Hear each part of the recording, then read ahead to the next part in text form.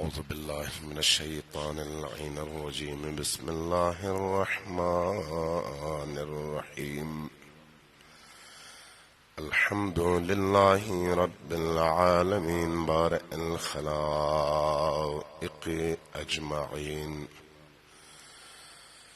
والصلاة والسلام على جميع الأنبياء والمرسلين، سيما من سمي في الآفاق بأحمد وفي الأرض بأبي القاسم محمد.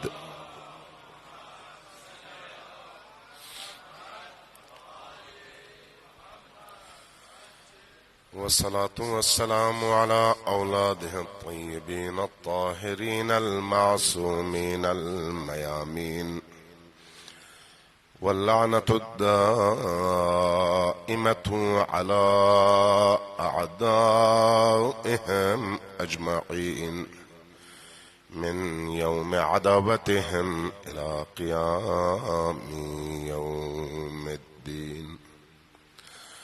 أما بعد، فقد قال الله تبارك وتعالى في كتابه المجيد وهو أصدق القائلين وقوله الحق. بسم الله الرحمن الرحيم. قل لا أسألكم عليه أجرا إلا المودة في القربى. صلوات بر محمد وعلى.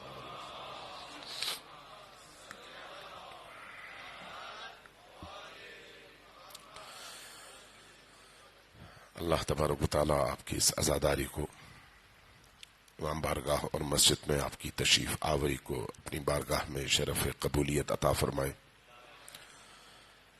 کل جیسا کہ میں نے عرض کیا، اللہ تبارک و تعالیٰ کی رحمتوں کے نمائندے اور رحمتوں کے باب اور دروازے کی حیثیت سے حسین ابن علی علیہ السلام کی یہ مجلس اور آپ سے منسوب وہ مقام جہاں لوگ ان کو یاد کرنے کے لیے پہنچتے ہیں، اور وہ فضا جہاں پر ذکر حسین ہوتا ہے، اللہ کی رحمتوں کا خاص استحقاق پیدا کرتا ہے، اور نتیجتاً شریک لوگ اس فضا سے رحمت خدا میں شامل ہو کر اپنی معنوی اور مادی دنیا کو نورانی کرنے کا ایک موقع پاتے ہیں۔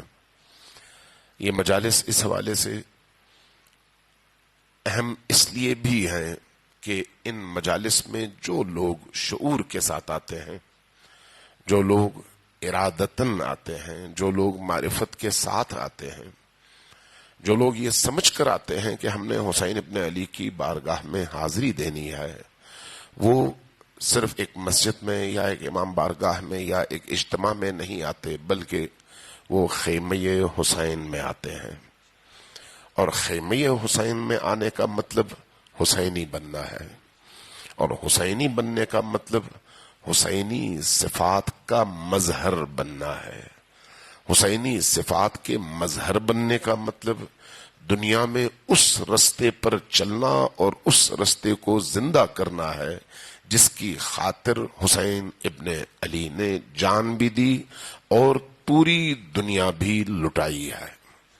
تو اس اعتبار سے یہ جو عزاداری سید الشہداء ہے، یہ اللہ تبارک و تعالیٰ کی طرف سے ہمارے لیے سعادت کا ایک موقع بھی ہے، انعام بھی ہے، اور اہل البیت علیہم السلام کی اس رحمت واسعہ تک پہنچنے کا دروازہ بھی ہے۔ صلوات بھیجیے بر محمد و آل محمد۔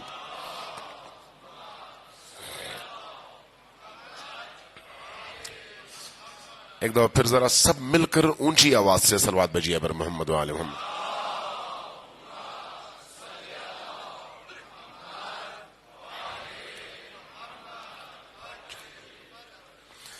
عزیزان گرامی، ہم ہمیشہ علماء کرام سے سنتے رہتے ہیں کہ امام حسین علیہ الصلوۃ والسلام نے کربلا میں آخری موقع پر جب آپ کی شہادت قریب تھی آپ نے ایک ندا دی. وہ ندا آپ سب کو یاد ہے. وہ کیا ہے؟ حل من ناصر ینصرنی. یاد ہے نا آپ کو؟ یہ ندا کیا ہے؟ امام حسین علیہ الصلوۃ والسلام کو مدد کی ضرورت تھی تو انہوں نے مدد مانگی، یا اس ندا میں کوئی اور فلسفہ، کوئی اور منطق، کوئی اور حکمت پوشیدہ ہے؟ وہ ندا کیا ہے؟ ہم عام طور پر جب اپنی مجالس اور اپنے محافل میں اس ندا کو سنتے ہیں یا کہتے ہیں لبیک یا حسین، تو ہمارے ذہنوں میں وہی ندا ہوتی ہے کہ امام حسین نے آخری وقت میں اپنی مدد کے لیے پکارا تھا. اس کو فلسفی حسینی کے طور پر سمجھنے کی ضرورت ہے کہ حل من ناصر کا مطلب کیا ہے، حل من مغیث یغیثنی کا مطلب کیا ہے. اس کو اتنا سطحی نہ لیں کہ کہیں امام حسین علیہ الصلوۃ والسلام نے عصر عاشور ندا دی اور ہمیں پکارا. نہیں، اتنا سادہ نہیں ہے یہ. غور کریں، امام حسین علیہ الصلوۃ والسلام کی زندگی کے مختلف مراحل ہیں. عموماً کربلا کے ان واقعات کی روشنی میں ہم جب سنتے اور پڑھتے ہیں تو بالعموم 28 یا 27 سفر سے لے کر 10 محرم کے عصر تک کے واقعات کو پڑھتے ہیں. اس سے پہلے ہم عام طور پر مطالعہ نہیں کرتے، عام طور پر دیکھتے نہیں ہیں. اور ان ایام میں بھی ہم کچھ خاص چیزوں کی طرف فوکس کرتے ہیں، اور سب کے سب ہمارے علماء بھی، ہمارے خطبہ بھی، اور ہمارے عزادار اور سننے والے بھی. ذرا غور کیجئے گا اس بات پر، چونکہ یہ بڑا ہی نازک اور بڑا ہی اہم موضوع ہے کربلا شناسی کے حوالے سے، حسین شناسی کے حوالے سے. ذرا غور کیجئے گا، وہی امام حسین علیہ الصلوۃ والسلام ہیں جو شب عاشور اپنے تمام رفقا کے ساتھ، اصحاب کے ساتھ خیمے میں موجود ہیں. وہی حسین ابن علی عاشور میدان کربلا میں اکیلے موجود ہیں. لیکن پہلی شب جب شب عاشور ہے تو وہاں پر ان کا نقطہ نظر اور بیہیویئر اور ان کا جو رویہ ہے وہ اور ہے، ان کی دعوت کا انداز اور ہے، اور عصر عاشور ان کی دعوت کا انداز اور ہے. اب دیکھیں، شب عاشور عام طور پر ہم سب اس بات سے واقف ہیں اور جانتے ہیں کہ 72 لوگ تھے جو امام حسین ابن علی علیہ الصلوۃ والسلام کے ارد گرد موجود تھے. ان 72 لوگوں نے امام کی آواز پر لبیک کہا اور وہ رات گزاری اور اگلے دن جام شہادت نوش کیا. یہ تمام انسانوں کو، مسلمانوں کو، شیعوں کو معلوم ہے. لیکن یہ نقطہ بہت کم لوگوں کو معلوم ہے کہ، اور پڑھا بھی بہت کم جاتا ہے، بولا بھی بہت کم جاتا ہے، کہ شب عاشور جب امام حسین علیہ الصلوۃ والسلام کے خیمے میں تمام ان ساتھیوں کو جمع کیا گیا جو حسین ابن علی کے ساتھ تھے، تو ان کی تعداد 1000 سے زیادہ تھی. یہ عام طور پر نہیں بیان ہوتا، جبکہ تواریخ میں موجود ہے، محققین نے لکھا ہے 1000 سے زیادہ. شب عاشور ان لوگوں کی خیمے حسینی میں موجودگی کا مطلب کیا ہے؟ شب عاشور اور 10 دن پہلے میں بڑا فرق ہے. 10 دن پہلے ہر ایک کو یہ گمان تھا کہ امام حسین جائیں گے کوفے، لڑیں گے، حکومت ہاتھ میں آئے گی، ہمیں کچھ موقع ملے گا، ہمیں کچھ حصہ ملے گا. بعض لوگوں کے ذہنوں میں اس طرح کی باتیں تھیں، اس لیے کچھ لوگ شامل بھی ہوتے تھے تو کچھ لوگ جو ہے سلب بھی ہوتے تھے. لیکن شب عاشور ایسا نہیں تھا. شب عاشور جو لوگ حسین ابن علی علیہ الصلوۃ والسلام کے خیمے میں موجود تھے وہ شمشیر بدست تھے، اور انہیں معلوم تھا کہ کل ہم نے قتل ہو جانا ہے. اس شعور اور اس معرفت کے ساتھ امام حسین کے خیمے میں موجود تھے. امام حسین علیہ الصلوۃ والسلام کے 2 طرح کے بیانات ہمارے مقاتل میں موجود ہیں. ایک یہ کہ سب سے کہا کہ میں اپنی بیعت تم سے اٹھا لیتا ہوں، تم چلے جاؤ. اور یہ بھی فرمایا کہ چونکہ دشمن کو صرف میری بیعت چاہیے، میرا سر چاہیے، تم سے سروکار نہیں ہے.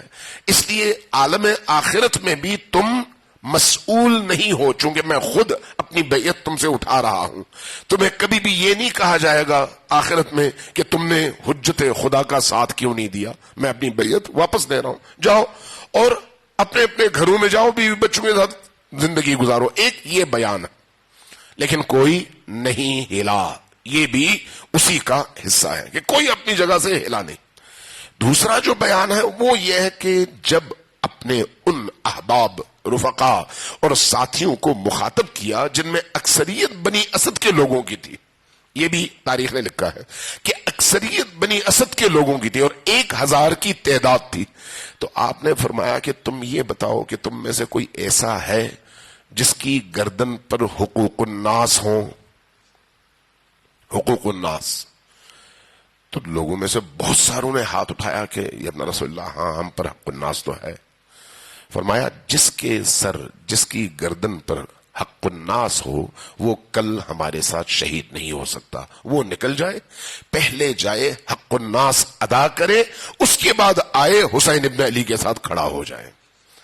اب یہاں پر ان کو جنگ سے نہیں روک رہے، بلکہ اس مانع کی نشاندہی کر رہے ہیں جو چیز ایک انسان کو حسین کا ساتھی بننے سے روکتی ہے، اور وہ ہے حق الناس اور گناہ.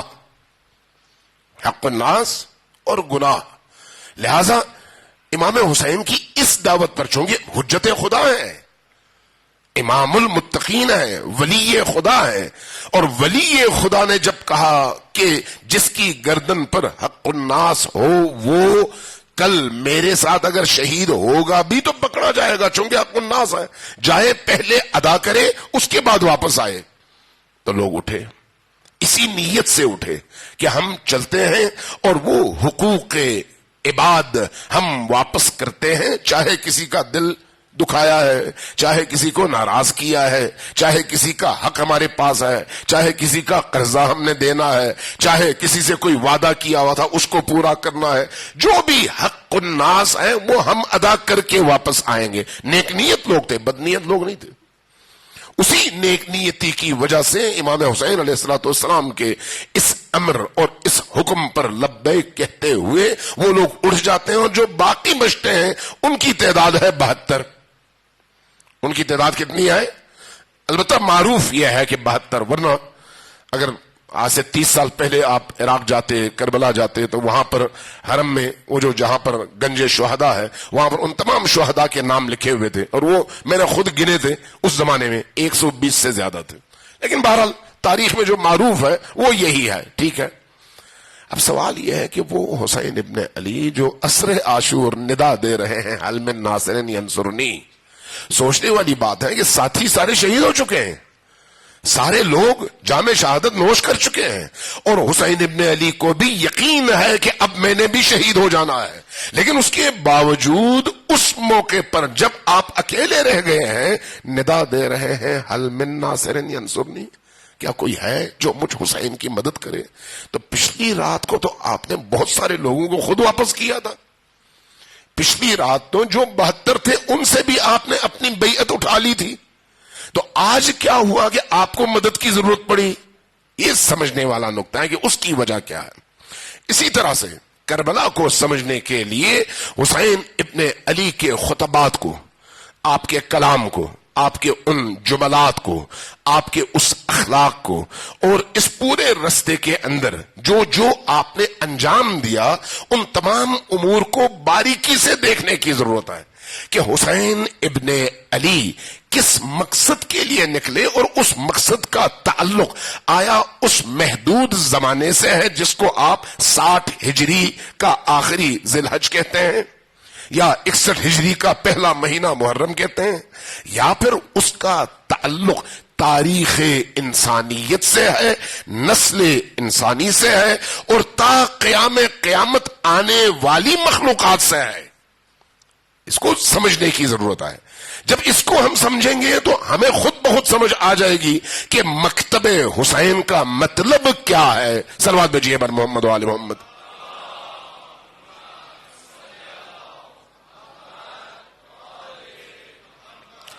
جو لوگ پیچھے ہیں ذرا تھوڑا سا آگے آ جائیں. لوگ اب آ چکے ہیں، آگے جگہ ہے، پیچھے سے آنے والوں کو جگہ نہیں ملے گی. صلوات بھیجتے رہیں اور تھوڑا آگے آتے جائیں.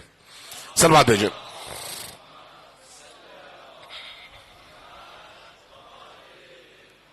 ایک دفعہ پھر صلوات بھیجیں بر محمد و آل محمد.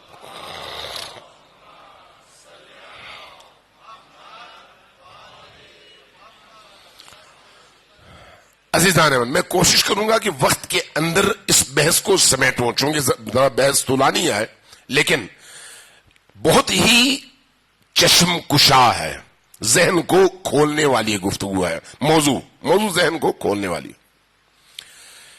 آپ امام حسین علیہ السلام کا بیہیویئر دیکھیں. دو واقعات ہیں اور دونوں واقعات بڑے عجیب ہیں. امام حسین علیہ السلام آ رہے ہیں کوفہ کی طرف. رستے میں ایک جگہ دیکھتے ہیں کوئی خیمہ ہے دور لگا ہوا. اپنا قافلہ وہاں پر روکتے ہیں. پوچھتے ہیں کس کا خیمہ ہے؟ جواب ملتا ہے عبید اللہ ابن حر جعفی کا خیمہ ہے. قافلے کو روکتے ہیں، اپنے ساتھ دو چار ساتھیوں کو لیتے ہیں، چلے جاتے ہیں اس خیمے میں. عبید اللہ ابن حر سے ملاقات ہوتی ہے. وہ پوچھتا ہے یا رسول اللہ آپ کہاں؟ جواب دیتے ہیں کہ میں اس مقصد کے لیے نکلا ہوں اور میرا ہدف یہ ہے. اپنے ہدف کی توجیہ اور اس کو بیان کرتے ہیں، چونکہ یہ ہدف امام حسین علیہ السلام نے مدینہ سے نکلتے ہوئے ہی بیان کر دیا تھا. وہ جو آپ معروف جملے سنتے ہیں، انی لم اخرج اشرا ولا بطرا ولا مفسدا ولا ظالما بل خرجت لطلب الاصلاح فی امتی جدی، تو یہ امام حسین علیہ السلام کا ہدف ہے. یا جو فرمایا کہ وہ اسیر بسیرت جدی و ابی علی ابن ابی طالب، یہ امام حسین علیہ السلام کا ہدف ہے. وہ جو آپ نے فرمایا الا ترون ان الحق لا يعمل به والباطل لا يتناهى عنه فليرغب المؤمن في لقاء الله محقا، یہ امام حسین علیہ السلام کا ہدف ہے جس کو وہ مدینہ سے نکلتے ہوئے بیان کرتے آ رہے ہیں. یہاں پر بھی جب آتے ہیں کہتے ہیں میں اس ہدف کے لیے نکلا ہوں. عبید اللہ کو کہتے ہیں عبید اللہ تم نے ماضی میں بڑے بڑے جرائم انجام دیے ہیں، بڑا، چونکہ اب میں اس کی تفصیل میں نہیں جاتا کہ وہ کون تھا. ظاہر ہے ایک نامور شخصیت اگر ہے تو اس کا مطلب ہے اس کا ایک بڑا لمبا چوڑا بیک گراؤنڈ ہے، عصر نبوی سے جا کر جڑتا ہے. اس لیے فرمایا کہ مجھے معلوم ہے کہ تمہارے جرائم اور تمہاری غلطیاں اور تمہارے گناہ کتنے ہیں. اللہ نے تمہیں ایک موقع دیا ہے کہ حسین تمہارے خیمے میں آیا ہے، ایک موقع دیا ہے کہ آؤ میرے ساتھ چلو تاکہ تمہیں پلٹنے کا، ازالے کا اور ان گناہوں کو پاک کر کے اپنے رب کی بارگاہ میں صاف اور ستھرا ہو کر پہنچنے کا موقع ملے. جب یہ دعوت دیتے ہیں تو عبید اللہ جواباً کیا کہتا ہے؟ کہتا ہے کہ اپنا رسول اللہ اگر میں آپ کے ساتھ جاؤں تو اس میں تو کوئی شک نہیں کہ میں اپنی جان مجھے دینی ہوگی تاکہ آپ کو بچا سکوں. یہ میرا دینی فریضہ ہے. جانتا ہے، جاہل نہیں ہے، سمجھتا ہے، نادان نہیں ہے. اس کو معلوم ہے کہ سامنے کون ہستی ہے اور اس کی حرمت کیا ہے، اس کا مقام کیا ہے اور اس سے وابستہ ہونے کا مطلب کیا ہے. بہت اچھی طرح سے سمجھتا ہے. اس لیے کہتا ہے کہ اگر آپ کے ساتھ چلوں تو مجھے پھر ایسا کرنا پڑے گا. لیکن ابھی تو میں نے اتنا سارا کمایا ہے، یہ ساری دنیا بنائی ہے، ابھی تو میری زندگی کے لذت کے دن ہیں، تو میں مرنا نہیں چاہتا.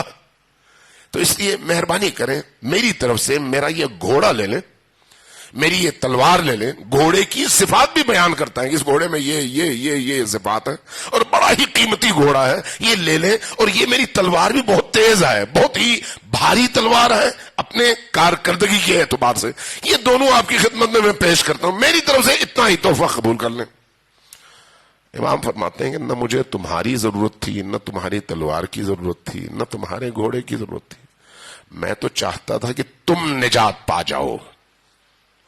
مجھے تمہاری ضرورت نہیں ہے، میں تمہیں نجات دلانا چاہتا تھا. نہیں پانا چاہتے ٹھیک ہے، ایک دن آئے گا تم بھی پہنچ جاؤ گے. کتنے دن رہو گے؟ واپس پلٹتے ہیں. یہی حسین ابن علی آگے بڑھتے ہیں. غالباً یہ یکم محرم یا اس سے ایک دن پہلے، 2 دن پہلے کا واقعہ ہے کہ کربلا کے قریب پہنچنے کے بعد ایک جگہ خیمہ ڈالتے ہیں، پڑاؤ ڈالتے ہیں. شام کا وقت ہے. پڑاؤ ڈالنے کے بعد نظر پڑتی ہے دور ایک خیمے پر. اٹھتے ہیں، اپنے 1-2 ساتھیوں کو لیتے ہیں، چلے جاتے ہیں اس خیمے کی طرف. وہاں پر پہنچتے ہیں، وہاں پر دیکھتے ہیں اس خیمے میں ایک بوڑھی خاتون ہے. پوچھتی ہیں آپ کون ہیں؟ جواب ملتا ہے میں ام وہب ہوں۔ فرماتے ہیں اچھا تو وہب کہاں پر ہے؟ اپنی بیوی کے ساتھ کہیں کچھ لینے پانی وغیرہ کے لیے گیا ہوا ہے۔ تو فرماتے ہیں آپ نے مجھے پہچانا نہیں، میں حسین ابن علی ہوں، نبی کریم کا نواسا ہوں، علی اور فاطمہ کا بیٹا ہوں۔ وہ خاتون احتراماً کھڑی ہوتی ہے، عزت اور توقیر کے ساتھ بٹھاتی ہے، اور اس کے بعد امام فرماتے ہیں کہ تمہیں کسی چیز کی ضرورت ہے، وہ اپنی بعض لکھا ہے بعض لوگوں نے کہ یہ ضرورت ہے، وہ امام پوری کر دیتے ہیں، اور اس کے بعد جب نکلتے ہیں تو فرماتے ہیں کہ تمہارا بیٹا جب آئے تو اس سے کہنا حسین ابن علی نے تمہیں بلایا ہے۔ یہ خاتون کون ہے؟ مسیحی عیسائی خاتون، مسلمان نہیں ہے، عیسائی خاتون ہے۔ کہتے ہیں ٹھیک ہے، امام واپس آ جاتے ہیں۔ کچھ دیر میں وہی وہب کلبی اس کو کہتے ہیں، وہب ابن وہب کلبی، وہ پہنچتے اپنے خیمے میں بیوی کے ساتھ، دیکھتے ہیں ماں بڑی عجیب سی کیفیت میں ہے، پوچھتے ہیں کہ کیا ہوا؟ جواب ملتا ہے کہ ایک شخصیت آئی تھی، مجھے ایسے لگا جیسے حضرت عیسیٰ تشریف لائے ہیں، سارا ہمارا خیمہ معطر ہو گیا، نورانی ہو گیا، ان کے چہرے کے جمال نے میری روح کو مسخر کیا۔ انہوں نے آ کر یہ باتیں کی، اور اس کے بعد کہا کہ اپنے بیٹے سے کہو کہ میں سامنے خیمے میں ہوں، میرے پاس آئے، جاؤ گے؟ کہا کہ ہاں ماں میں جاؤں گا۔ اٹھا، جب اٹھا بیوی نے کہا کہ مجھے بھی لے کے جاؤ، وہ بھی چل پڑی۔ ماں نے کہا پھر بیوی کو لے کے جا رہے ہو، مجھے بھی لے کے جاؤ، وہ بھی چل پڑی۔ تینوں آئے امام حسین کی بارگاہ، بیٹھ گئے۔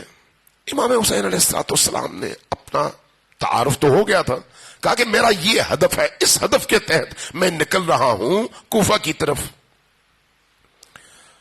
کہا کہ اگر ایسا ہے تو ہمیں اپنے ساتھ لے کر چلیں، ہمیں اپنے ساتھ لے کر چلیں، لیکن ہمیں کلمہ پڑھا دیں۔ انہوں نے کلمہ پڑھ لیا۔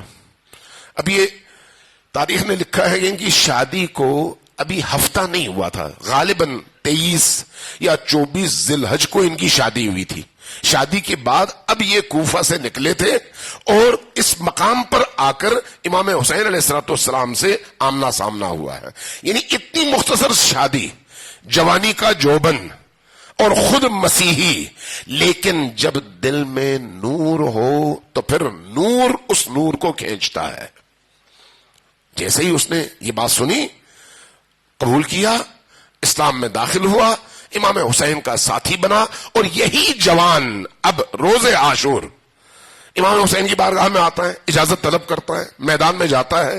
جب میدان میں جاتا ہے تو کوفہ والے پہچانتے ہیں کہ یہ کون ہے، ان کو معلوم ہے یہ مسیحی ہے، ان کو یہ نہیں معلوم کہ یہ مسلمان ہو چکا ہے۔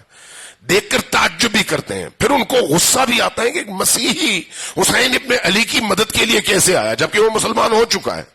اس کی گردن کاٹتے ہیں، کاٹنے کے بعد لا کر خیمے حسینی کے قریب پہنچ کر اس خیمے کی طرف جدھر اس کی ماں تھی آواز دیتے ہیں، ام وہب۔ وہ نکلتی ہے تو یہ سر یوں پھینک کر کہتے ہیں کہ یہ لو اپنے بیٹے کا سر لے لو۔ وہ ماں جس نے حسین ابن علی کے سائے میں ٹوٹل 10 دن گزارے ہوں گے، بہت زیادہ اگر گزارے ہوں، ٹوٹل 10 دن، اس ماں کی حریت دیکھیں، اس ماں کا شعور دیکھیں، اس ماں کے اندر موجود ایمان اور نورانیت دیکھیں۔ اس سر کو اٹھاتی ہے اور واپس پلٹتی ہے ان لشکر یزید کی طرف، اور کہتی ہے کہ ہم نے حسین سے یہ سیکھا ہے کہ جو چیز اللہ کی راہ میں دی جائے وہ واپس نہیں لی جاتی۔ یوں سر پھینک دیتی ہے اسی لشکر کی طرف، اسی لشکر کی طرف، اور اس کے بعد جا کر عمود خیمہ، خیمے کا ستون اکھاڑتی ہے، حملہ آور ہوتی ہیں، جب تک دوسرے بچاتے چند ان یزیدیوں کو فنار کرنے کے بعد خود بھی شہید ہو جاتی ہیں۔ اس لیے کربلا کے ان شہداء میں ام وہب کے بارے میں کہا جاتا ہے کہ یہ پہلی شہیدہ خاتون ہے کربلا کے حوالے سے، پہلی شہیدہ، اور وہ بھی وہاں پر۔ یہ امام حسین کی دعوت ہے۔ ان دعوتوں میں کون حسین کے ساتھ چل رہا ہے اور کون حسین سے دور دور اور اپنے آپ کو بچا بچا کر اپنی زندگی بچا رہا ہے، اور اس کی وجوہات کیا ہے، اس کی وجوہات کیا ہے؟ اور اسی طرح سے امام حسین ابن علی جب کسی کو بلا رہے ہیں تو اس بلانے کا مقصد کیا ہے؟ کیا حسین کو مدد کی ضرورت ہے؟ نہیں، ایسا نہیں ہے. حسین کو مدد کی ضرورت نہیں ہے. حسین کو پہچاننے کی ضرورت ہے کہ حسین تھے کون، ہے کون، ان کا مقام کیا ہے تشیع میں، یعنی دین میں. دوسرے لفظوں میں حسین ابن علی ولی خدا ہے. ولی خدا کا کیا مطلب ہے؟ اللہ تبارک و تعالی کی تمام مخلوقات پر اس کی ولایت قائم ہے. صرف شیعوں پر نہیں، سنیوں پر نہیں، مسلمانوں پر نہیں، انسانوں پر نہیں، تمام مخلوقات پر حسین ابن علی کی ولایت قائم ہے، نافذ ہے. اس ولایت کا اثر کیا ہے؟ اللہ تبارک و تعالی کی طرف سے مخلوقات کو جو بھی فیض پہنچتا ہے وہ فیض ولی خدا کے ذریعے سے پہنچتا ہے.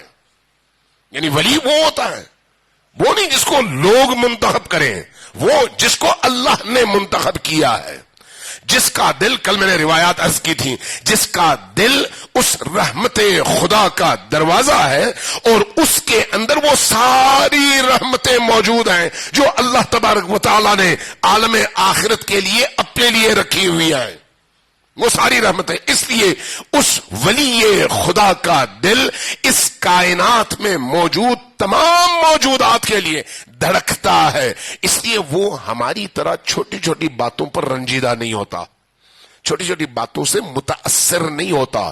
اس لیے ہم کربلا میں یہ بات سنتے ہیں اور پڑھتے ہیں کہ شہداء کی تعداد بڑھتی چلی گئی، لیکن حسین ابن علی کے چہرے کی تمازت، تازگی، روشنی، نورانیت، جذباتیت اور ان کی شجاعت اور استقامت میں اضافہ ہوتا چلا گیا. کمزوری نہیں، طاقت میں اضافہ. کیوں؟ یہ ہے ایمان، یہ ہے وہ اصل اندر کی وہ نورانیت. اس لیے جب ہم امام حسین علیہ الصلوۃ والسلام کی اس ندا کو دیکھتے ہیں تو ہمیں اس بات کو سمجھنے کی ضرورت ہے کہ حسین کون ہے. حسین وہ ولی خدا ہے.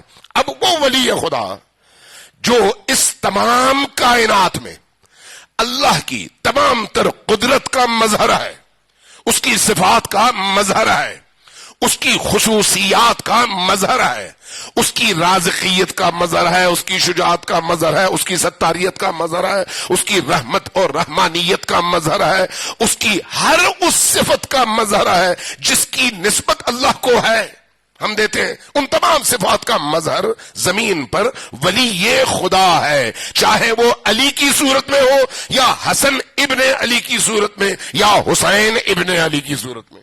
وہ ولی زمین پر اللہ کی حجت ہے.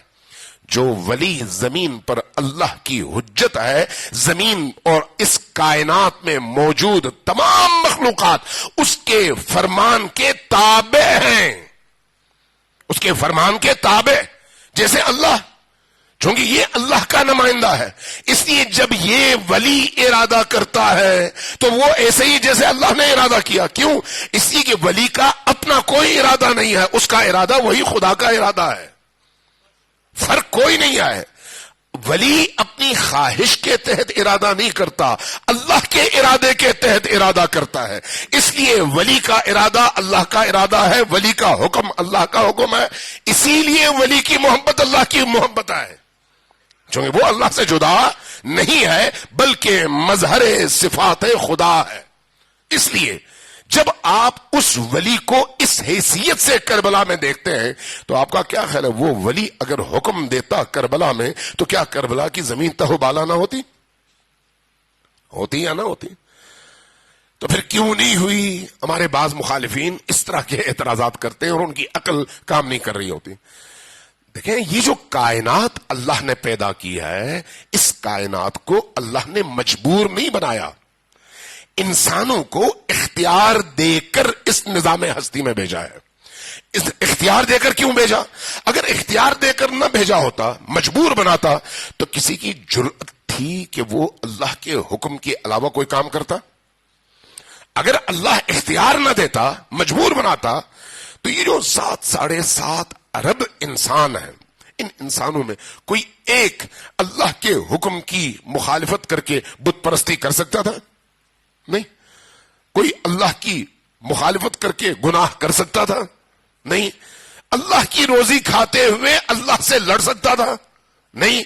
جو کچھ انسان کھاتا ہے، پیتا ہے، استفادہ کرتا ہے اپنے جسم کو زندہ رکھنے کے لیے، اس کو جس جس توانائی کی ضرورت ہے، آیا وہ من جانب اللہ ہے یا نہیں؟ ہے یا نہیں؟ آپ سے پوچھ رہا ہوں. جن کی توجہ ہے وہ ذرا اونچی آواز سے صلوات بھیجیں بر محمد والے.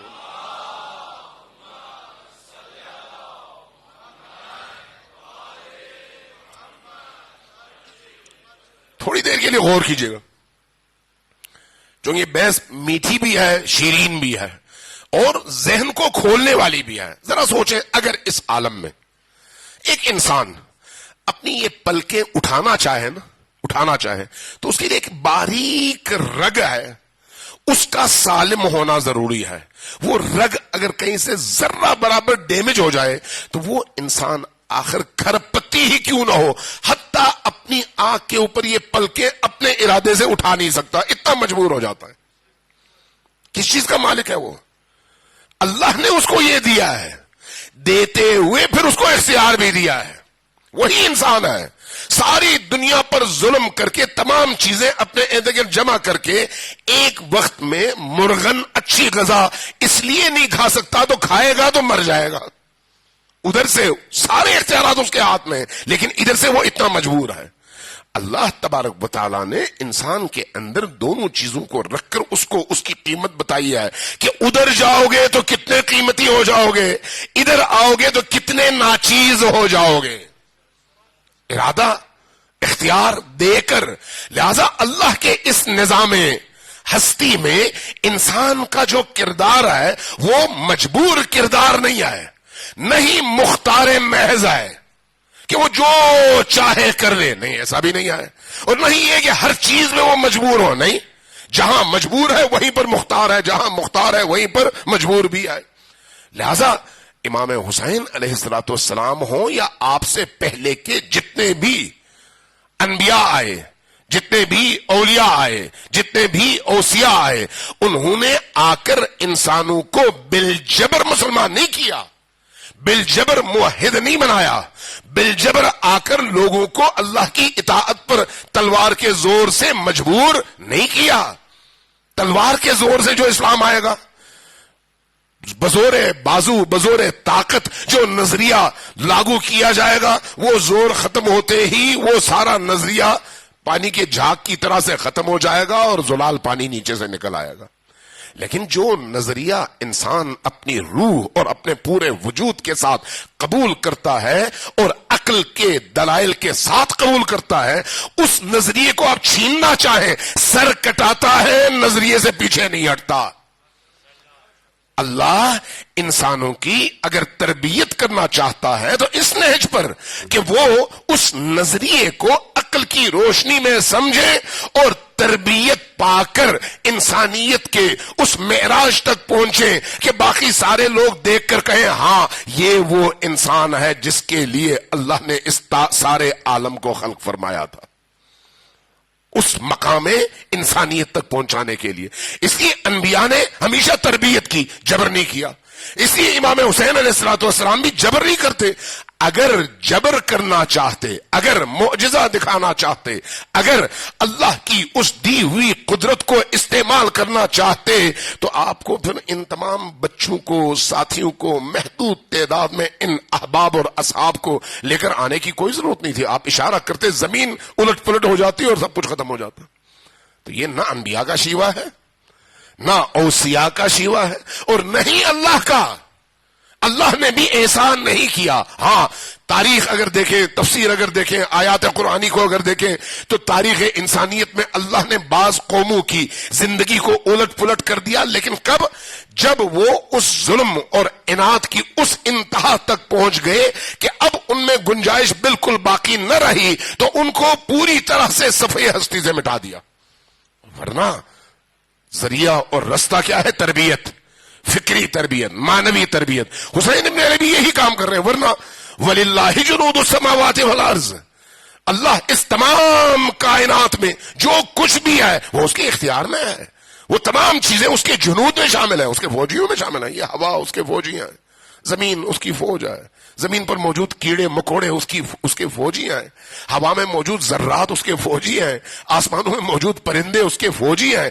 جب وہ چاہتا ہے تو ایک حقیر ترین مخلوق کے ذریعے سے سب سے بڑے طاقتور فرعون کو یوں زمین بوس کر دیتا ہے کہ کوئی سوچ بھی نہیں سکتا, چونکہ وہ ہستی ہے جو مالک ہے تمام اس عالم ہستی کا.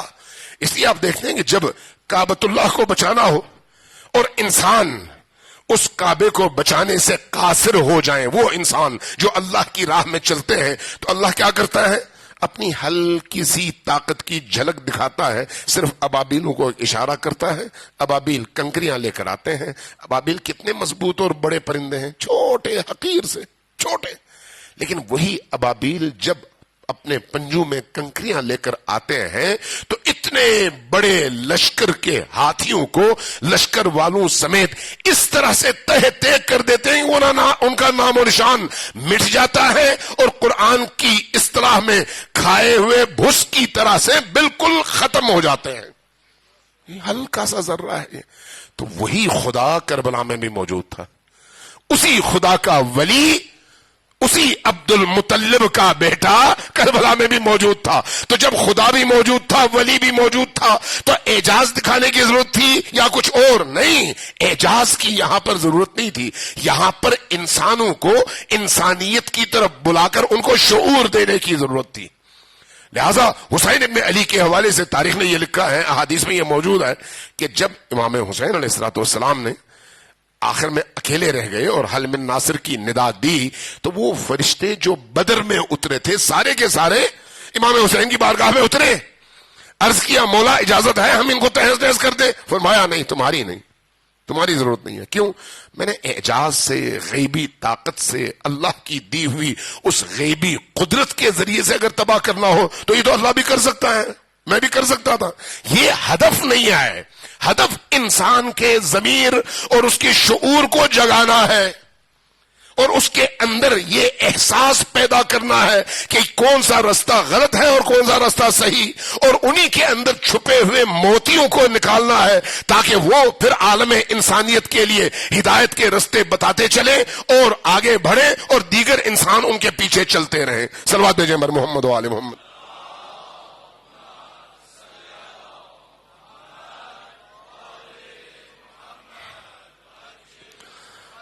حضرت ابراہیم کے حوالے سے جب آپ نے گھر بنایا نا کعبۃ اللہ, تو کعبہ مکمل ہوا, کعبہ کی تعمیر مکمل ہوئی, تو بیوی بچوں کے ہاتھ موجود ہیں, واپس آئے تو حکم ہوا, اے ابراہیم اب لوگوں کو اس کعبۃ اللہ کے حج کی دعوت دو, طواف کی دعوت دو, آئیں اور وہ حج کریں.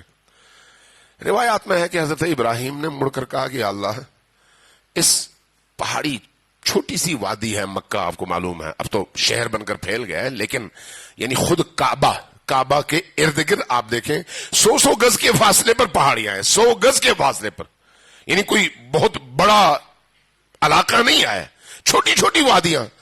اور جب یہ کعبے کی تعمیر ہو رہی تھی وہاں پر کوئی نہیں تھا. حضرت ابراہیم نے عرض کیا کہ یا اللہ میں کس کو دعوت دوں, کس کو بلاؤں؟ تو اللہ تبارک و تعالیٰ کی طرف سے جواب آیا, احادیث میں ہے کہ فرمایا کہ علیک بالاذان وعلی الابلاغ, تم اذان دو, پہنچانا میرا کام ہے, تمہارا کام اذان دینا ہے, تم اپنی آواز بلند کرو, پہنچاؤں گا میں. روایات کیا کہتی ہیں؟ روایات کہتی ہیں کہ جب حضرت ابراہیم نے اذان دی تو اللہ تبارک و تعالیٰ نے اس اذان کو پہنچانے کا جو بندوبست کیا وہ یہ تھا کہ جو بچے ماؤں کی رحم میں تھے انہوں نے لبیک کہا, اور جو بچے باپوں کی پشت پہ تھے انہوں نے لبیک کہا. پوری نسل انسانی میں آج حضرت ابراہیم کی اس ندا کو کتنا عرصہ ہوا ہے؟ 2000 سال تقریباً, بہت زیادہ ہوا ہو تو 2500 سال, اس سے زیادہ نہیں ہے. اتنے عرصے میں آج آپ دیکھیں نسل انسانی میں اربوں انسان ہیں جن کے دل کعبۃ اللہ کی طرف جانے کے لیے دھڑکتے ہیں، اربوں انسان، جبکہ اس وقت کوئی ایک انسان نہیں تھا۔ حضرت ابراہیم کا کام کیا تھا؟ ندا دینا، اور اس ندا کا جواب اللہ نے ان پاکیزہ فطرت اور نورانی وجود رکھنے والے انسانوں کے وجود میں پنہاں کر دیا۔ اب جو بھی نسل آتی جائے گی جس کے اندر نور ہوگا وہ لبیک کہتا چلا آئے گا۔ کربلا حضرت ابراہیم کی اس ندا کی دوبارہ سے احیاء کا نام ہے، جہاں حسین ابن علی کہتے ہیں کہ حل من ناصر ینصرنی، کیا کوئی ہے جو مجھ حسین کی مدد کرے؟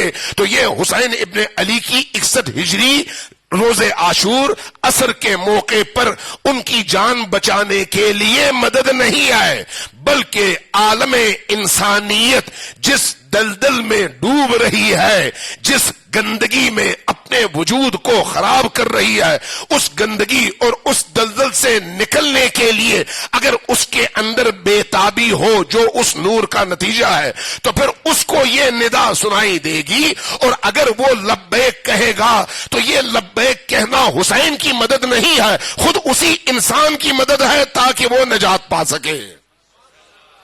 یہ لبیک یعنی میری نجات، میں حسین کی آواز پر لبیک کہوں تو میں نجاستوں سے نکلوں گا، میں اگر حسین کی آواز پہ لبیک کہوں تو میں حسین ابن علی کی رحمتوں کے اندر داخل ہو جاؤں گا، میں اگر حسین کی آواز پر لبیک کہوں تو میں جس معاشرے میں رہتا ہوں اس معاشرے کی اصلاح بھی ہوگی، نورانیت میں اضافہ بھی ہوگا، خدا پرستی کا فروغ بھی ہوگا، اور ظلم کو پنپنے کا موقع نہیں ملے گا۔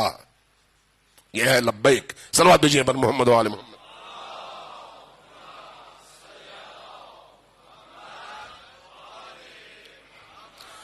عزیزان گرامی، عزاداران سید الشہداء، یہ جو امتحانات ہیں، کل میں نے اشارہ کیا تھا کچھ، یہ امتحانات ہر دور میں پیش آتے ہیں، ہر دور میں انہی کے لیے پیش آتے ہیں جن کے اندر نور ہوتا ہے، اور وہ نور نور ولایت ہے۔ جس کے اندر نور ولایت نہیں ہے اس کو کوئی امتحان پیش نہیں آتا۔ اس طرح سے اس کے مقابلے میں اس بات کو بھی سمجھ لیں کہ اللہ کی طرف سے جتنی بھی رحمتیں ہیں ان رحمتوں میں اوپر لے جانے کے لیے جو جو چیزیں کام آتی ہیں وہ صرف انہی کے کام آتی ہیں جن کے دلوں میں اللہ کی وہ نورانیت اور اہل البیت کی ولایت کا نور موجود ہوتا ہے۔ جس کے دل میں نور موجود نہ ہو، اہل البیت کی ولایت کا نور، وہ ان تمام نعمتوں سے محروم رہتا ہے، وہ اوپر نہیں جا سکتا۔ یہ جو آج ہمارے ہاں معاشرے کے اندر، پاکستان میں بھی، انڈیا میں بھی، بعض دیگر علاقوں میں بڑے بڑے پیر، بڑے بڑے فقیر، بڑے بڑے مختلف ناموں سے، یہ ڈھکوسلے ہیں سارے، یہ سارے کے سارے فریب۔ ہاں کوئی ایک آدھ کہیں پر کوئی سچا ہو تو الگ بات ہے، ورنہ ساری دکانداریاں۔ کیوں؟ اس لیے کہ ولایت کا رستہ ایک ہی ہے۔ ولایت یعنی اللہ تک پہنچانے کا وہ نورانی رستہ، وہ نور ایک ہی ہے جس کا آغاز اللہ سے ہوتا ہے نبی تک، نبی سے ہوتا ہے علی تک، علی سے ہوتا ہے فاطمۃ الزہرا اور حسن و حسین تک، اور وہاں سے ہوتا ہے امام مہدی آخر الزماں تک۔ جس نے اس لائن پر آ کر اس نور کو پکڑا وہ نورانی بنتا ہے، باقی سارا عالم ظلمت کدا ہے۔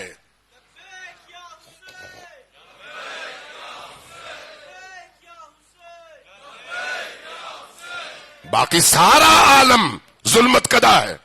اس لیے یہ جو شب قدر آپ مناتے ہیں، شب قدر بھی اب وہ خود ایک بڑی طویل اور طولانی بحث ہے، میں صرف اشارتاً گزروں کہ شب قدر میں جب ملائکہ اور روح الامین، روح خدا، روح جس کو قرآن نے کہا تنزل الملائکۃ والروح، وہ جب نازل ہوتے ہیں تو وہ اسی ولی پر نازل ہوتے ہیں جو مخلوق کو اللہ سے جوڑتا ہے، اور جو شخص، جو انسان اس ولی سے وابستہ نہ ہو وہ ان فرشتوں کی لائی ہوئی نعمتوں سے متنعم کب ہو سکتا ہے، اور شب قدر کا ادراک کہاں کر سکتا ہے؟ شب قدر کے ادراک کی صلاحیت اسی کو نصیب ہوتی ہے جس کے اندر ولایت اہل البیت اور ولایت علی و آل علی موجود ہو. لہذا یہ جو ولایت کا نور ہے یہ ہمیں اس چھتری کے نیچے، اس خیمے کے نیچے، اس نور کے نیچے ہمیں جمع کرتا ہے. اس نور کے نیچے یہ جو آپ جمع ہیں، آپ کے تن بھی ایک دوسرے سے جڑے ہوئے ہیں اور آپ کے دل بھی ایک دوسرے سے جڑے ہوئے ہیں. یہ جو دل جڑے ہوئے ہیں، اس دل کے جڑنے کی وجہ کیا ہے؟ ولایت علی و آل علی. لہذا دنیا کے کسی کونے میں کسی علی کے مولائی پر کوئی ضرب پڑے، آپ کو یہاں پر سن کر تکلیف ہوتی ہے یا نہیں ہوتی؟ اس تکلیف کی وجہ کیا ہے؟ وہی ولایت علی ابن ابی طالب جس نے ہمیں ایک دوسرے سے جوڑ کر رکھا ہے. تو اس لیے امتحانات بھی ہمیشہ انہی کو دینے پڑتے ہیں.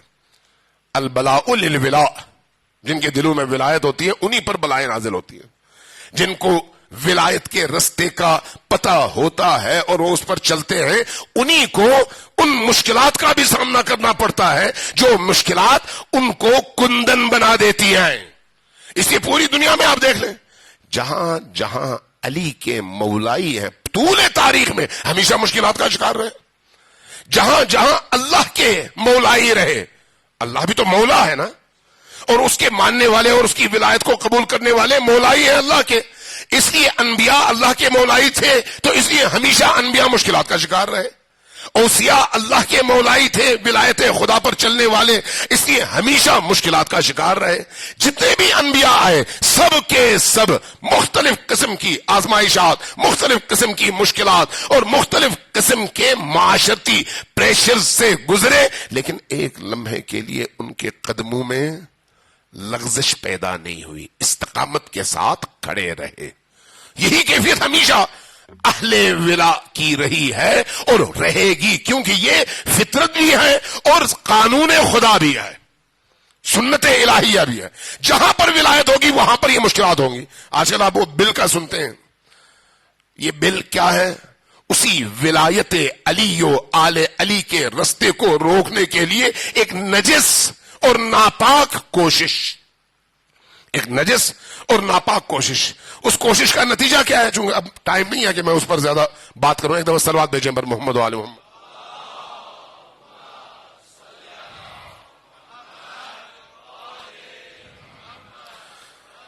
اس کا بنیادی مقصد کیا ہے؟ دشمنان محمد و آل محمد، صرف آل محمد نہیں، دشمنان محمد و آل محمد کے چہرے کو میک اپ کر کے پاک رکھنا، اور جو اس چہرے کو بے نقاب کرنا چاہے اس کو مجرم بنا کر جیل میں ڈالنا.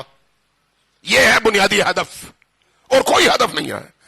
اس کے نتیجے میں معاشرے کے پاک باز ترین مؤمن بندوں پر سب سے زیادہ پریشر ڈالنا کہ وہ یا جیل میں جائیں یا اس ہدف سے پیچھے ہٹیں.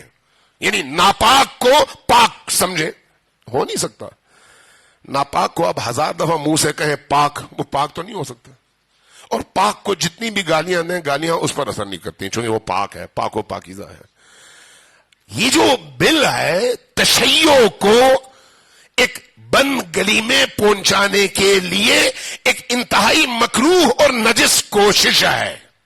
انتہائی مکروہ اور نجس کوشش جس کا آغاز ایک قاتل جماعت نے کیا، اور ایک قاتل ان کے آن جہانی مرے ہوئے مردار نے کیا، اور آج 30 سال کے بعد اسی ایجنڈے کو بعض دیگر افراد نے آگے بڑھایا اور چوروں کی طرح سے، مردانہ نہیں، چوروں کی طرح سے چھپ کر 380 نمائندوں کے پارلیمنٹ میں 8 بندے موجود، باقی کوئی نہیں، اور چھپ کر اس کو پاس کیا 8 بندوں نے. نہ اس کی قانونی حیثیت، نہ اس کی اخلاقی حیثیت، نہ اس کی شرعی حیثیت، نہ اس کی دینی حیثیت، لیکن ڈنڈا اور زور، عیاری، مکاری. وہی مکاری جو ان کے آباء و اجداد اور ان کے تمام بڑوں کی ہمیشہ سے سیرت رہی ہے.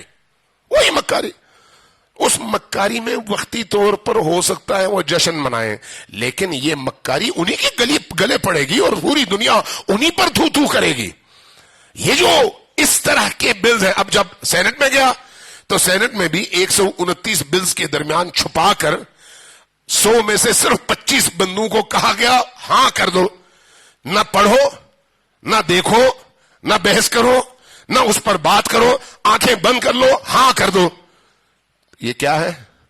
لوگوں کو جاہل رکھ کر ایک غیر اخلاقی، غیر انسانی، غیر آئینی، غیر دینی اور غیر ہر حوالے سے ایسی چیز جو کسی بھی صورت میں قابل قبول نہیں ہے اس کو قانون کی شکل دینا۔ آگے کیا ہوتا ہے وہ اپنی جگہ، لیکن جو کوشش تھی وہ اتنی نجس، اتنی پلید، اتنی عیارانہ اور مکارانہ ہے کہ دشمن بھی جب دیکھتا ہے تو کہتا ہے کہ ہم اس کو ڈیفینڈ نہیں کر سکتے۔ کیسے کریں گے؟ ڈیفینڈ نہیں کر سکتے، لیکن اس کا اثر سامنے آنے والا ہے۔ لہذا کل اجلاس ہے، وہاں پر علماء کرام پورے ملک سے نمائندہ دعوت دیے گئے اور مجھے بھی صبح جانا ہے، اس لیے کل کی مجلس میں آپ کی خدمت میں نہیں ہوں گا، لیکن پرسوں کی فلائٹ سے انشاءاللہ تعالی واپس آ جاؤں گا اور شریک ہوں گا آپ کی خدمت میں۔ تو لیکن یہ بات ذہن میں رکھیے گا کہ اس طرح کی جو سازشیں ہوتی ہیں نا، وہ وقتی طور پر ہو سکتا ہے کسی کو لگے کہ اس سے نقصان ہوگا، لیکن اس کا جو دیر پا اثر ہے وہ کیا ہے؟ باطل کی رسوائی، باطل کی رسوائی۔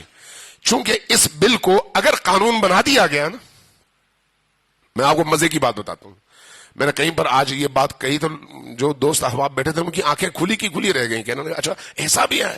میں کہا جی، لوگوں کو یہ بتانے کی ضرورت ہے۔ اگر یہ بل قانون بن جائے تو پاکستان میں قرآن پر پابندی لگ جائے گی اور قرآن کو جیل بھیج دیا جائے گا، چونکہ قرآن میں ان لوگوں کی جنہوں نے رسول کو ایمان کی حالت میں دیکھا، صحابہ کی تعریف یہی بیان کرتے ہیں نا، قرآن نے سب سے زیادہ ان کی مذمت کیا ہے اور ان کی مرمت کیا ہے، قرآن نے کیا، میں نے نہیں۔ قرآن سورہ جمعہ میں کہتا ہے تم کیسے مسلمان ہو کہ نبی نماز کے لیے کھڑے ہیں، تم ان کو چھوڑ کر اپنے کاروباری چیزوں کو، یعنی نماز کے لیے وہ کھڑے ہیں، تم جماعت میں کھڑے ہو، جیسے ہی باہر آواز آتی ہے ڈھول کی فوراً نبی کو نماز میں چھوڑ کر نماز توڑ کر چلے جاتے ہو اور جا کر ان کاروباری چیزوں میں اپنی تھوڑی دیر کے منافع کے لیے اللہ کو چھوڑ دیتے ہو۔ یہ کوئی کافر تھے؟ مشرک تھے؟ منافق تھے؟ نہیں بھائی، قرآن یہ کہتا ہے، میں تو نہیں کہتا۔ اس قرآن کو آپ لے جائیں جیل میں ڈال دیں، چونکہ اس قانون کے تحت قرآن کو بھی پابندی لگنی چاہیے۔ جس نے قرآن کا ترجمہ کیا ان آیات کا، یہ میں ایک آیت بتا رہا ہوں نا، سینکڑوں آیات ہیں، سینکڑوں آیات، منافقین کی نہیں، مومنین کی بات کر رہا ہوں۔ منافقین کی بحث بالکل الگ ہے، وہ بالکل الگ ہے۔ اس وقت بات ہو رہی ہے ان ایمان لانے والوں کی جن کی مذمت اور مرمت قرآن کریم نے کیا۔ اسی طرح سے امہات المؤمنین میں سے بعض کی نہایت سخت توبیخ اور مذمت قرآنی آیتوں نے کی ہے۔ اب اگر کوئی شخص یہ پڑھنا چاہے تو کیا کرے؟ اس قانون کے تحت یہ جرم ہے تو قرآن پڑھنا بھی جرم ہے، اب قرآن نہیں پڑھ سکتے۔ اگر یہ قانون بن جائے تو اس کا مطلب کیا ہے؟ بخاری کو قبر سے نکال کر کوڑے لگاؤ۔ یہ اگر قانون بن جائے تو اس کا مطلب یہ ہے کہ بخاری کی احادیث کو نکال کر جلاؤ اور کہو کہ بخاری سب سے بڑا اسلام دشمن تھا اور یہ کتاب بھی سب سے بڑی اسلام دشمنی ہے۔ اگر وہ قانون بن جائے تو بخاری اور مسلم میں جتنی اللہ کی توہین ہوئی ہے، جتنی رسول اللہ کی ناموس پر حملہ ہے، جتنا اہل البیت پر حملہ ہے، جتنا صحابہ کرام پر حملہ ہے، صرف انہی پر نہیں، گزشتہ انبیاء پر حملہ ہے۔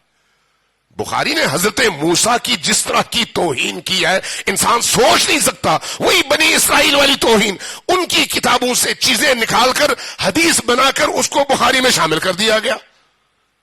تو اس کا مطلب ہے ان تمام چیزوں کے خلاف ایف آئی آر کاٹو اور کہو کہ یہ سارا توہین ہے اور اس کا جرم جو ہے وہ عمر قید کی سزا ہے۔ تو اب بخاری کو بھی سزا دو، اس کا ترجمہ کرنے والے کو بھی سزا دو، چھاپنے والے کو بھی سزا دو، پڑھنے والے کو بھی سزا دو، پڑھانے والے کو بھی سزا دو، ہاتھ میں لے کر چلنے والے کو بھی سزا دو، چونکہ یہ سارے کا سارا تو توہین پر مشتمل ہے۔ اور اگر ایسا ہے تو پھر تمہارے پاس دین کیا رہ جاتا ہے؟ تمہارے دین کی بنیاد یہی تو ہے، کیونکہ اسی کو دین کی بنیاد قرار دیتے ہو۔ اب اس میں ان توہینوں سے ہٹ کر، بات ذرا لمبی ہو گئی، سننے کی ہمت ہے، اب ان توہینوں سے ہٹ کر جو کہ بخاری میں ہے، یہ میں ایسی باتیں نہیں کرتا، لیکن آج چونکہ اب ایک ایسی فضا بنا دی گئی ہے اور یہ سمجھتے ہیں کہ یہ شیعہ سنی مسئلہ ہے. نہیں بھائی، شیعہ سنی مسئلہ نہیں ہے، دین کا مسئلہ ہے. اور اگر کوئی سنی واقف نہیں ہے تو اس کو جا کر پڑھنا چاہیے اور واقف ہونا چاہیے کہ بھئی اس طرح کے بل کے نتیجے میں ایک سنی کس حد تک متاثر ہوتا ہے.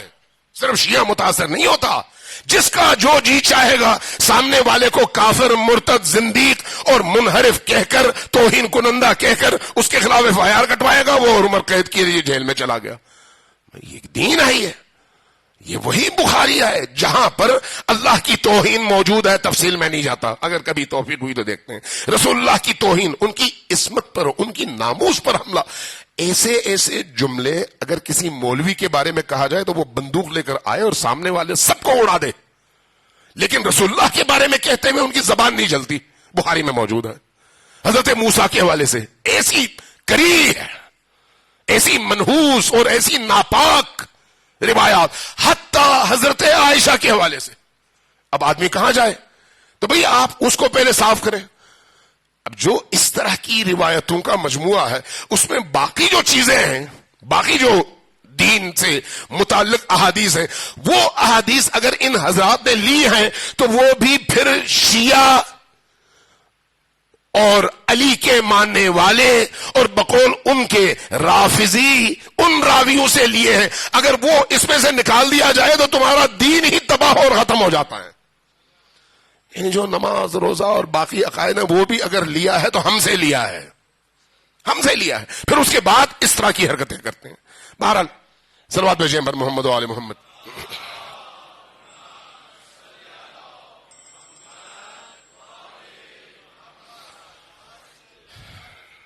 عزیزان اکرام، میں اس پر زیادہ آج نہیں بولتا، کسی اور موقع پہ انشاءاللہ تعالیٰ دیکھیں گے.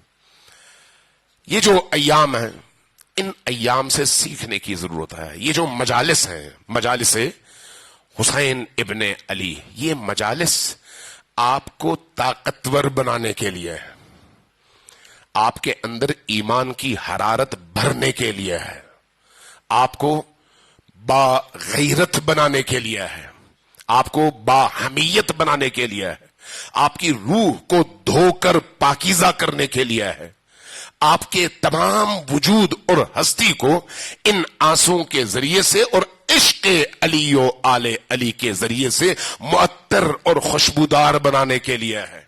یہ عزاداری ہے سید الشہداء، صرف رسم نہیں ہے. یہ جو آپ آنسو بہاتے ہیں، کل میں نے عرض کیا تھا کہ میں کچھ اس حوالے سے عرض کروں گا لیکن اب ٹائم ختم ہو گیا.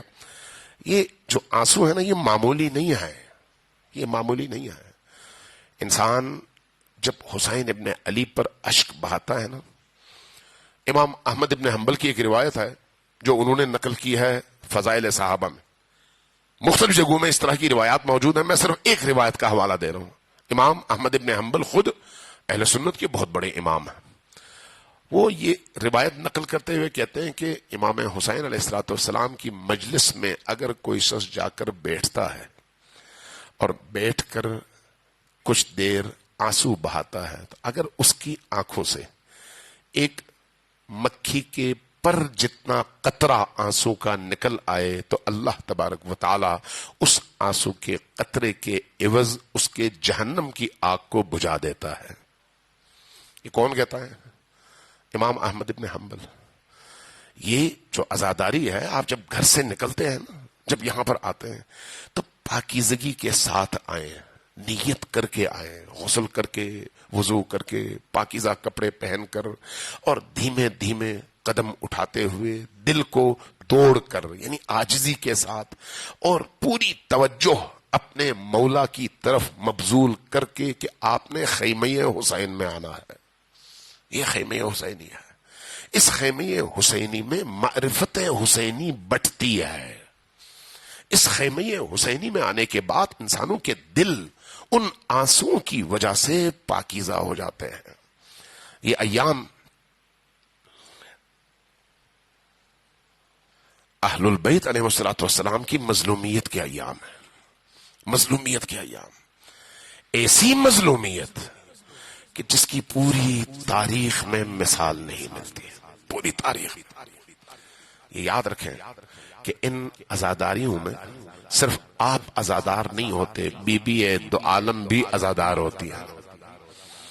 ان عزاداریوں میں صرف آپ نہیں روتے، مولا علی بھی روتے ہیں، حضرت زہرا سلام اللہ علیہا بھی روتی ہیں، خود رسول اللہ صلی اللہ علیہ وآلہ وسلم بھی گریہ فرماتے ہیں۔ بعض بزرگوں اصحاب، حتیٰ اصحاب کے خواب میں جب نبی آئے تو انہوں نے دیکھا کہ نبی کریم کے سر پر امامہ نہیں ہے، گریبان کھلا ہوا ہے، پاؤں میں جوتے نعلین نہیں ہیں، ہاتھوں میں بیلچے ہیں، بیلچہ ہے۔ پوچھا یا رسول اللہ آپ کیا فرما رہے، کیا کر رہے ہیں؟ فرمایا کہ میں اپنے بیٹے حسین اور ان کے اصحاب کے لاشوں کو دفنانے کے لیے قبر تیار کر رہا ہوں۔ رسول اللہ کو اصحاب نے خواب میں دیکھا اور اس کیفیت میں دیکھا، اور یہ روایات اہل سنت کی ہیں۔ تو یہ غم کا ماحول، حتیٰ رسول کریم ان ایام میں روتے ہیں۔ کیوں نہ روئیں؟ رسول جو عصمت خدا ہے، ان کی بیٹیوں کو بازار میں پھرایا گیا ہے۔ کیوں نہ روئیں؟ کیوں نہ روئیں؟ جب 28 صفر کو مدینے سے یہ قافلہ نکلا تھا نا، تو عجیب منظر تھا مدینہ میں۔ اہل البیت کا قافلہ تھا، ان کی عظمت، ان کی ہیبت، ان کا احترام، ان کا تقدس ایسا کہ قریب سے کوئی گزرے بھی تو نگاہیں نیچی کر کے گزرے۔ اس لیے جب ان مخدرات عصمت و طہارت کو سواریوں پر سوار کرایا جا رہا تھا تو سوار کرانے والوں میں کہیں پر عباس تھے، کہیں پر علی اکبر تھے، کہیں پر خود امام حسین علیہ السلام تھے، یہاں تک کہ آخری سواری زینب بنت علی تھی، اور جب زینب کو سوار کرانا چاہ رہے تھے تو خود آئے، گھوڑے کے اونٹ کے ساتھ کھڑے ہو گئے اور بیٹھ کر اپنے زانوں پر زینب کو کھڑا کیا، اور زینب اس بل پر سوار میں بیٹھی، سواری پر بیٹھی اور محمل کے اندر چلی گئی، اس عزت اور اس احترام کے ساتھ۔ لیکن جب عصر عاشور ہوا تو عجیب منظر تھا۔ عصر عاشور بڑا عجیب منظر تھا، ہر طرف خون تھا اور اہل البیت کے مردوں کے جسموں کے ٹکڑے تھے، اور کہیں پر بدن پسے ہوئے موجود تھے۔ اور اس کیفیت میں جب 11 محرم کی دوپہر کو لشکر اشقیاء کی طرف سے حکم ہوا کہ ان اسیر خواتین اور بچوں کو سواریوں پر سوار کرو، تو ایک دفعہ ہلہلا اور آواز بلند ہوئی، اور جب وہ لشکر آیا کہ ان مخدرات کی طرف بڑھے اور ان کو سوار کرائیں، تو علی کی بیٹی کی ایک زبردست ہیبت ناک آواز گونجی کہ خبردار ہمارے قریب نہ آنا۔ کیا تمہیں نہیں معلوم کہ ہم نبی کی بیٹیاں ہیں؟ کیا تمہیں نہیں معلوم کہ ہم علی و فاطمہ کی بیٹیاں ہیں اور ہم امانتیں ہیں اللہ کی؟ ہمارے قریب نہ آنا، ہم خود سوار کر لیں گی اور کریں گی اور ہو جائیں گی، تم نے ہمارے قریب نہیں آنا۔ اس آواز کے ساتھ اب وہ نحیف خاتون جس نے آج نماز شب بھی پڑھی ہے تو کھڑے ہو کے پڑھ نہ سکی، بیٹھ کر پڑھی ہے، اور وہ سید الساجدین جو بڑی مشکل سے اپنے خیمے سے باہر نکلے اور پھر زمین پر گرے اس لیے کہ نحیف اتنے تھے اور بیماری کا شکار اتنے تھے، دونوں آئے اور ایک ایک کر کے مخدرات کو سواریوں پر اور ان اونٹوں پر اور ان گھوڑوں پر جن پہ پالانے نہیں ہیں سوار کرانے لگے۔ ایک وقت ایسا آیا کہ سب سوار ہو گئے، زینب بچ گئی۔ اب زینب کو سوار کرانے والا کوئی نہیں ہے، سید الساجدین اکیلے ہیں، لیکن سید الساجدین ہیں، بڑی ہمت اور حوصلے کا مظاہرہ کیا، آئے اور آ کر زینب کبریٰ کو اٹھایا۔ زینب جیسے ہی سوار ہوئی سید الساجدین زمین پر گر پڑے۔ اب جب یہ قافلہ کوفہ کی طرف رخ کرنے لگا تو اس وقت کہا گیا کہ دیکھو ہمیں کچھ دیر اجازت دو تاکہ ہم اپنے ان شہداء کے لاشوں کو قریب سے دیکھ سکیں اور ان سے خدا حافظی کر سکیں۔ بات مان لی گئی تو قافلہ آیا اس مقام پر جہاں پر لاشیں بکھری پڑی ہیں۔ اب جب وہاں پر آیا تو تاریخ نے عجیب جملہ کہا ہے، تاریخ کہتی ہے اب یہ سواریاں اتری نہیں بلکہ ہر سوار نے اپنے آپ کو زمین پر گرا دیا، اور اس طرح سے گرایا کہ کوئی سر کے بل گرا، کوئی کندھے کے بل گرا، اب ہر ایک اپنے عزیز کی لاش تلاش کر رہا، ہر مخدرہ، ہر خاتون، ہر بیٹی اپنے باپ، اپنے بھائی، اپنے شوہر کی لاش تلاش کر رہی ہے، اور صورتحال ایسی ہے کہ سر کٹے ہوئے ہیں اور بے سر لاشیں ہیں۔ اب جب یہ منظر تھا تو ایک بے سر لاش کے قریب علی کی بیٹی نظر آئی۔ علی کی بیٹی زینب کبریٰ نے اس بے سر لاش کو اٹھایا، اپنے سینے سے لگایا اور ایک دفعہ آسمان کی طرف نگاہ کی اور آواز دی، یا رسول اللہ، یا علی مرتضیٰ، اے میری ماں، دیکھیے اب میں آپ کے بیٹے کے گلے پر اس جگہ بوسہ دے رہی ہوں جہاں پر آپ بھی بوسہ نہیں دے سکتے۔ اب کہاں بوسہ دیا؟ ان کٹی ہوئی رگوں پر جس کو شمر کے کند خنجر نے کاٹ ڈالا تھا۔